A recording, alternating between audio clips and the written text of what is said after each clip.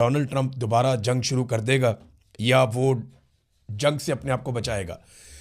इसमें दो तरह की राय है। ज़्यादा लोगों का ये मानना है कि Donald Trump full fledge war में दोबारा नहीं जाएगा।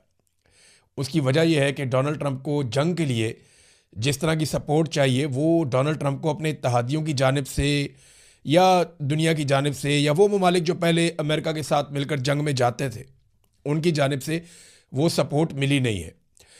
इस पे एक बड़ा ज़बरदस्त आर्टिकल द इकोनॉमिस्ट ने भी लिखा है कि ट्रंप दोबारा जंग की तरफ नहीं जाएंगे। वो समझ चुके हैं कि उन्हें ये जंग शुरू ही नहीं करनी चाहिए थी। सारे एक्सपर्ट ये कह रहे हैं कि जंग में कम से कम किसी एक की शिकस्त होती है। अगर ईरान में जारी जंग में सीज़ फायर से जंग का खात्मा हुआ तो सबसे बड़ी शिकस्त खाने वाले अमरीकी सदर डोनाल्ड ट्रंप होंगे, ये इकोनॉमिस्ट ने कहा। उनके मुताबिक ईरान के खिलाफ इस जंग ने अमरीकी ताकत को चलाने के नए तरीके के लिए सदर ट्रंप के विजन की कमज़ोरी को जाहिर किया है। ट्रंप दोबारा जंग की तरफ नहीं जाएंगे।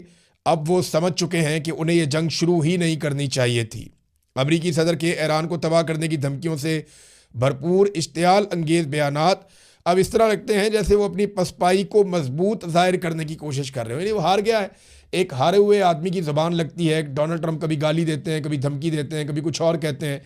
तो इन चीज़ों पे द इकोनॉमिस्ट ने कहा कि ट्रंप जानते हैं कि नई जंग मंडियों में खौफ व हरास पैदा करेगी और सुनहरी दौर के दावे के बाद वो खुद को मज़ायका खेज बना सकते हैं।